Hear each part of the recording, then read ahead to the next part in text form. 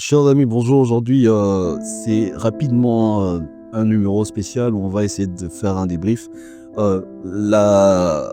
L'épisode passé, j'ai reçu un linguiste. On a essayé de parler de la question de langue et de l'importance de retourner à nos langues locales. Et comme Siméon est un écrivain, je voulais qu'on essaie de parler de ça rapidement. Donc voilà, tu as regardé le numéro avec les linguistes.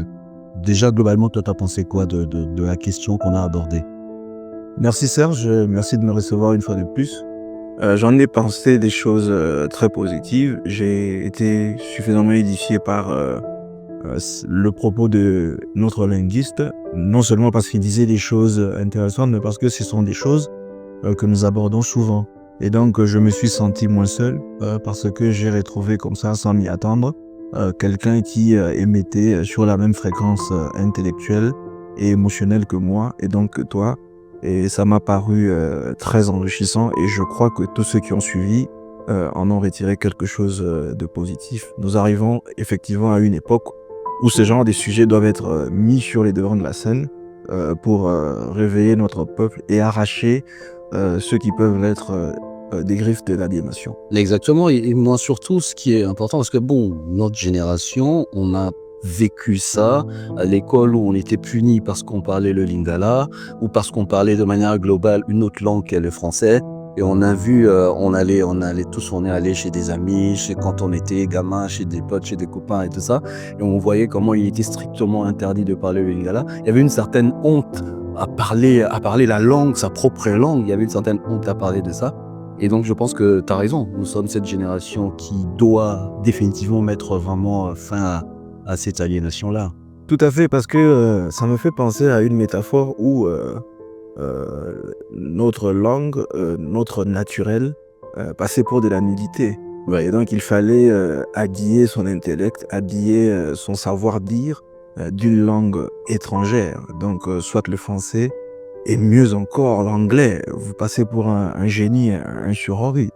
Alors que nous sommes appelés à nous accepter dans notre crudité, dans notre naturel, et mot plus primaire si tu veux. Tout à fait. Parce que c'est à partir de là que nous pouvons nous exprimer pleinement et aller à la rencontre des autres. Parce qu'il n'y a pas de langues plus sophistiquées que d'autres. Il y a juste certaines langues qui se sont mis au pas de la modernité en créant des mots et des concepts qui vont avec les progrès enregistrés dans le monde moderne.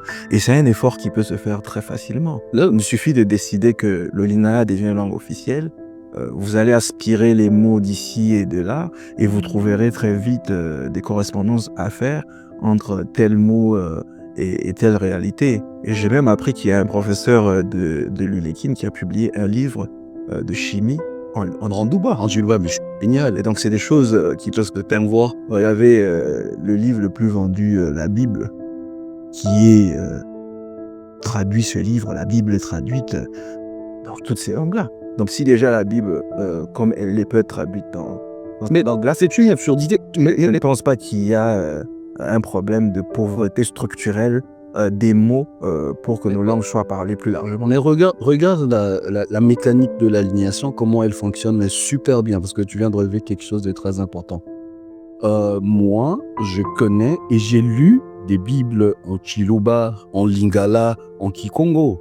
Mais je n'ai pas vu, par exemple, de constitution en Chiluba, en Lingala et en Kikongo. Tu vois un peu. Et donc, tu vois comment la mécanique de l'alignation passe effectivement par la langue. Et donc, la langue, c'est un vecteur de civilisation, c'est un vecteur de culture, et c'est surtout le socle d'affirmation de ce qu'on est en tant qu'être, de ce qu'on est nous-mêmes, quoi. C'est-à-dire que tu peux déshumaniser un peuple, lui faire sentir néant dans cette société, juste en s'attaquant à sa propre langue. Et c'est très important. Donc, oui, tout à fait. Et je pense qu'au niveau de loi, au niveau des constitutions, au niveau des ordonnances, des arrêtés, des décrets, il faut qu'il y ait de la volonté. Mais pour que cela puisse être systématique, il faut élever l'une des 4 langues nationales au rang de langue officielle. Et moi, je suis naturellement pour le lingala. Et donc, il faudra que tous les actes, toutes les lois, tous les décrets, tous les arrêtés soient rendus déjà dans la langue française, ça c'est déjà un acquis. On ne saura pas faire table rase, mais aussi et surtout dans la langue qui sera devenue langue officielle aux côtés du français, donc le lingala. Et donc ça va permettre aussi l'apprentissage et ça sera beaucoup plus facile et beaucoup plus intéressant. Et il y a un point important que tu as relevé dans l'échange avec les linguistes, quand tu parlais effectivement de la loi qui est opposable à tous, mais qui n'est pas rendue dans les langues parlées par tous. Et ça installe un paradoxe comme ça, euh, euh, dont nous sommes loin de guérir. Mais il faut faire vite pour que nous puissions arriver finalement à guérir de ça. Et le côté positif aussi, avec le fait d'avoir une langue officielle commune comme le lingala, c'est que ça nous permet de constater que la langue n'est pas qu'un outil de communication, mais c'est aussi une communauté d'émotions, une communauté de sentiments, une communauté d'idées, d'affects et de tout ce qui va avec. Et donc, si nous arrivons à élever le lingala au rang de langue officielle, je crois qu'on aura de plus en plus de Congolais qui parleront la même langue, qui comprendront les réalités de la même manière, qui pourront se voir et se côtoyer différemment de ce qui se passe aujourd'hui. Parce que là, aujourd'hui, nous sommes tous Congolais, mais je suis étranger linguistique pour certains. Et d'autres sont des étrangers linguistiques pour moi, parce que je ne parle pas leur langue. Nous sommes dans un pays où, pendant les campagnes électorales, pour une élection aussi cruciale que celle de président de la République, il y a des coins du pays où ceux qui briguent ce poste-là sont obligés de parler à la population par le biais d'un interprète. C'est une aberration. Voilà, c'est des choses qu'il faut aborder, mettre sur la table, en parler comme nous en parlons, et aussi arriver à suffisamment conscientiser les décideurs politiques et que dans le même pour que ça puisse être une priorité. Pour que ça puisse prendre exactement. Alors rapidement, dans la même veine, il y a également, au-delà de la question linguistique, il y a également la question de prénom. La question de prénom, bon, tu sais que je répète souvent ça tout le temps, mais c'est également dans cette mécanique globale et générale d'aliénation qui était évidemment chère aux colons, parce que tu domines un peuple lorsque tu lui imposes une langue, lorsque tu lui imposes une façon, une manière de vivre, parce que tu as dit que ça transmettait à la fois des sentiments, des émotions, mais c'est la même mécanique avec les noms. Les noms transmettent des sentiments, les noms veulent dire des choses. Et donc, tu vois, on s'appelle des Serge, des Siméon, de Jonathan, de El Shaddai, de Shalom. Enfin, l'absurdité qu'un Congolais puisse porter un nom juif, ça, je ne comprends pas. Moi, je veux qu'on me sorte un juif qui s'appelle Mouyi Kabanga ou Matondo. Ça n'existe pas. Parce que cette histoire de nom, c'est pas que pour faire joli. Parce que moi, j'ai discuté avec des gens, mais il te dit, mais avec vraiment toute la décontraction qu'il faut, que c'est juste un nom, tu vois, un peu, et que ça n'apportera rien au développement. Mais on a oublié que la question du développement, c'est d'abord le lien que l'être qui veut développer son milieu a avec le milieu dans lequel il vit. Et le lien se tisse par deux noms.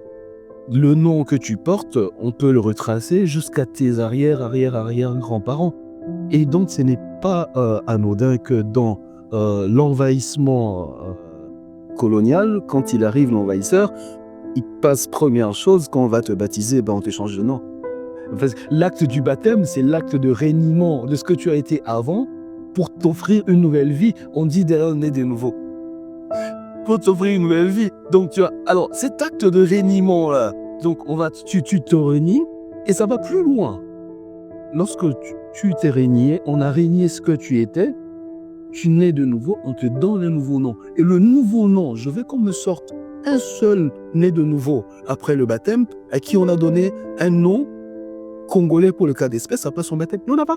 On lui a donné Jean-Luc, on lui a donné Abraham. Oh. C'est un sujet dense et le nombre de choses que tu évoques peut en témoigner. Il y a beaucoup de choses qui peuvent être dites, mais je ne vais pas rentrer dans l'aspect théologique au sujet de la nouvelle naissance et tout.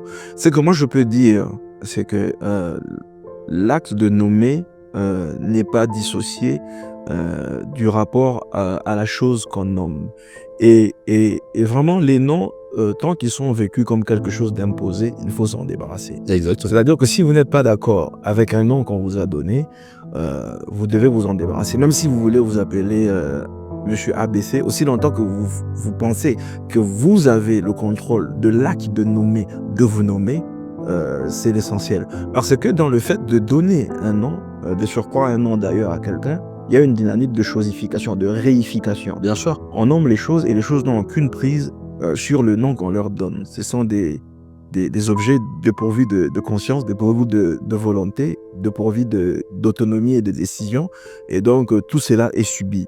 Et donc, il y a dans le processus de développement, j'allais dire personnel, mais dans le processus de prise de conscience de soi, un moment où on est en droit de questionner notre rapport à tout ce catalogue de noms qui par ailleurs ne se justifie que, en tout cas de manière majoritaire, par le fait que nous avons subi ce contact déséquilibré avec l'Occident et avec la religion que l'Occident charriait quand il est venu nous rencontrer. Et donc, il est important que les uns et les autres se posent des questions et qu'un débat, y compris théologique, s'engage. C'est important. Je ne vois pas de manière systématique des chrétiens d'Orient ou des chrétiens d'Occident se dépouiller de leur nom pour en prendre d'autres. Et donc, il est important de revoir son rapport à tout cela et de dire que si j'ai demain le privilège d'avoir des enfants et que j'ai une fille qui me procure de la joie, je pourrais l'appeler Disanka ou Mathiessé. Exact. Au lieu de dire la joie ou de décliner cela dans une langue qui n'est pas forcément la mienne. Et donc ce sont des discussions, ce sont des sujets importants qui paraissent pour anodins, mais qui sont au cœur même de détermination essentielle de ce que nous sommes en tant qu'individus et plus largement en tant que société. La question d'être posée, ce n'est pas qu'un nom, ce n'est pas que le fait qu'on m'ait donné un nom, tout cela rentre dans une dynamique beaucoup plus grande dont tu as essayé là d'examiner le détail le plus insoupçonné. Sans être radical.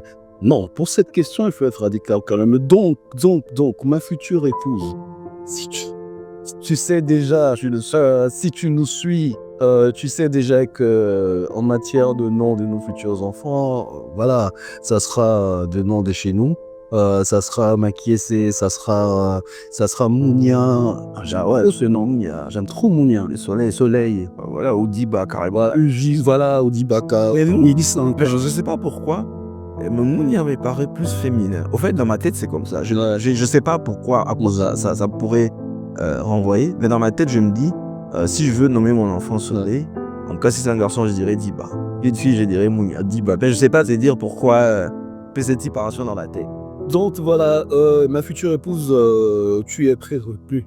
Tu es venue, donc il n'y aura pas de discussion possible, pas de concession sur cette affaire de nom. Bon, écoute, moi je te remercie, je pense que ces questions sont importantes. C'était rapidement. On reviendra. D'autant plus que je vois sur la table de l'œuvre de Fanon. Exactement. Ponor Masco. Je pense que c'est un livre de référence. À lire absolument. On ne peut pas se réclamer de la décolonisation, on ne peut pas se réclamer de l'émancipation des peuples anciennement colonisés sans lire ce livre. Ouais. Déjà, il n'est pas référence très grand. Il est pas très grand, ça peut se lire en une soirée. Donc, c'est un livre que je recommande à quiconque, évidemment, la main dessus. Voilà. Et d'ailleurs, je pense que c'est le genre d'ouvrage dont la publication devrait être subventionnée et ça devrait être distribué gratuitement dans les écoles, dans les universités et même dans les églises. Pourquoi pas? D'autant plus que c'est des lieux par excellence d'endoctrinement. Bon, merci beaucoup. C'était un débrief rapide et vite fait. On le voit quand de temps en temps et c'est aussi l'occasion pour moi de dire que je regarde avec beaucoup de satisfaction la trajectoire du concept idée. Ouais. Et donc je remercie tous ceux qui sont venir nous suivre, tous ceux qui répondent à l'invitation pour échanger, et aussi ceux qui sont derrière les appareils, les acteurs qui participent à ce grand effort. Et donc je t'encourage à aller de l'avant et à faire davantage. parce que nous avons une arme redoutable et notre arme, c'est la parole. Et donc, nous Absolument. sommes appelés à propager la bonne parole et à rallier de plus en plus de personnes à cette grande cause qui est la cause de l'Afrique et du Congo. Le prosélytisme à faire, c'est le prosélytisme décolonial. Le prosélytisme laïque, très laïque. Merci beaucoup et puis Abonnez-vous, comment on cesse de le dire, ça nous donne de la force et continuez de nous suivre et sur toutes les plateformes numériques et merci encore. Bye bye. bye bye. Thank you. Yeah.